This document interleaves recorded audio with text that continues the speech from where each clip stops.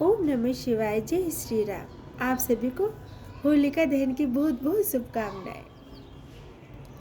हम त्योहार मनाते हैं।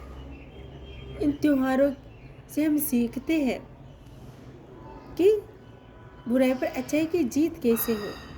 चाहे वो दशहरा हो, होलिका हो, जितने भी तमाम त्योहार हैं,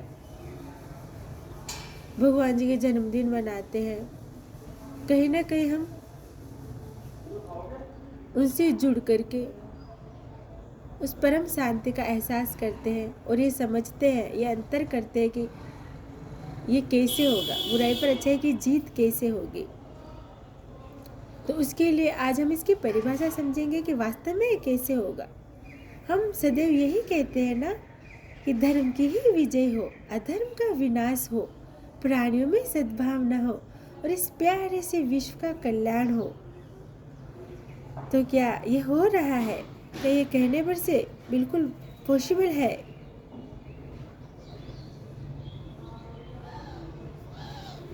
कहाँ है परम शांति? कैसे होगा विश्व का कल्याण और बुराई पर अच्छाई की जीत कैसे होगी?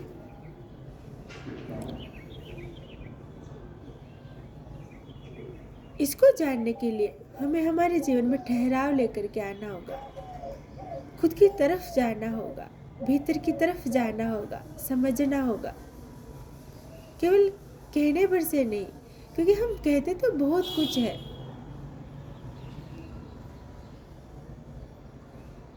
अब वक्त आ गया है उसे जीवन में उतारने का।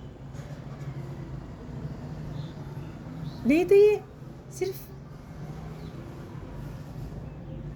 हाँ कि मैं कह रहा हूँ, पर अब वो शांति नहीं है, क्योंकि मैंने सिर्फ कहा है। काश कि मैं इसे जीवन में उतारूं, बस यही करना है। ईश्वर ने यहाँ इस लोक में जन्म लिया, असंख्य कष्ट सहे उन्होंने मानव जाति के कल्याण हेतु। क्या हमें इस बात का आभास है? फिर हम क्यों गिड़गिड़ाते हैं उनके आगे कि भगवान इतने कष्ट क्यों है मेरे जीवन में? क्योंकि हमने उस परम शांति को कभी महसूस करने की कोशिश ही नहीं करी।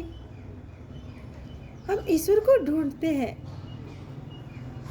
अनगिनत असंख्य भीड़ का हिस्सा होते, ढूंढते कि यहाँ भगवान है, भगदड़ का हिस्सा हो जाते कि फिर भी आपके भीतर वो शांति है, वो शांति मिली आपको। क्या आपका घर एक मंदिर की भांति है जहाँ आप सब जन एक दूसरे का सम्मान करते हो, एक दूसरे की भावनाओं का सम्मान करते हो? क्या फिर भी ऐसा है? आप तो खुद को धार्मिक कहते हो ना, बहुत पूजा पाठ करते हो, भीड़ में कितने भी कष्ट सह लोगे फिर भी जाते हो ना भीड़ का हिस्सा बनने के लिए। कई बार मारे भी जाते हो, फिर भी क्या वो परम शांति है? उसका आभास है आपको क्या? जो आप कहते हो बुराई पर अच्छाई की जीत हो, क्या आपने अपनी बुराई पर जीत पाई? क्योंकि तभी धर्म की जीत होगी और इस विश्व का कल्याण होगा, समाज का कल्याण होगा, देश का कल्याण होगा।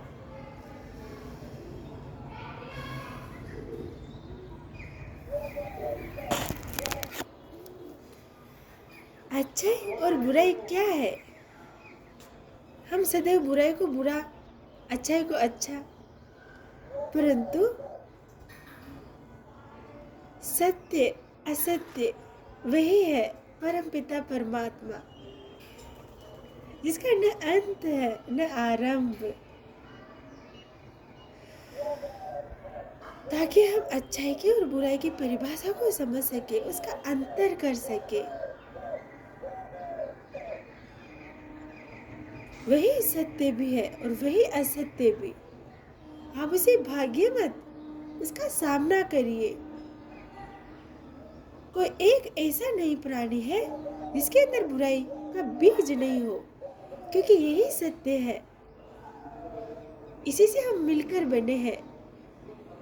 जहाँ जहाँ अच्छाई वहाँ बुराई भी होगी, ताकि हम उसका अंतर समझ सके। हमें तो बस इतना करना है कि उसका अंतर समझ के, और फिर हमें हमारा सुमार्ग उस पर चलना है। याद रखे, ये केवल देह नहीं है,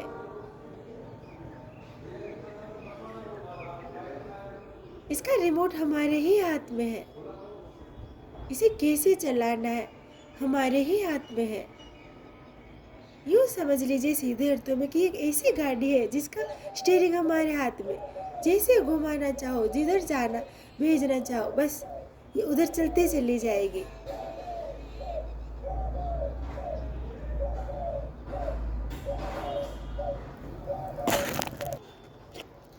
भोजन भोजन करने से भूख नहीं मिटती, भोजन करने से हमारी भूख मिटती है। उसी प्रकार भले हम कितने भी ज्ञानी बातें कर ले, कितने भी बड़ी बड़ी बातें कर ले, परंतु धर्म की विजय या परम शांति का हमें तभी जब हम उसे जीवन में उतारेंगे।